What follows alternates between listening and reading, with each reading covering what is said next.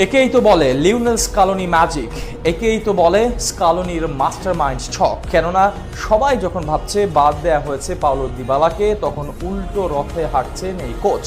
প্রকৃত অর্থে বাদ নয়, দিবালাকে নিয়ে এক মাস্টারমাইন্ড ছক করছেন আর্জেন্টাইন বস। 2026 বিশ্বকাপে জাদুকর দিবালাকে পেতে রাখছেন এক বিশেষ পরিকল্পনা। পাওলো দিবালাকে নিয়ে কি সেই পরিকল্পনা করছেন স্কালোনি, তা নিয়ে বিস্তারিত থাকছে রিপোর্ট।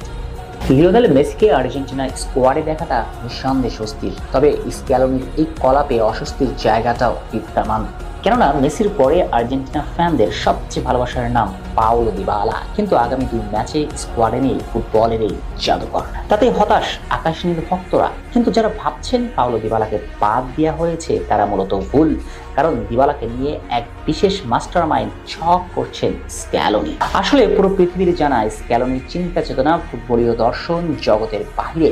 সবাই যা ভাববেন স্ক্যালোনি তার উল্টো রথে হাঁটবেন। এই যেমন সবাই ভেবেই নিয়েছেন দিবালা চলে গিয়েছেন সব আলোর বাহিরে, নীলকাশ কালো অন্ধকারে, কিন্তু প্রকৃত অর্থে আর্জেন্টাইন বস দিবালাকে নতুন করে গড়ে তোলার জন্য এমন এক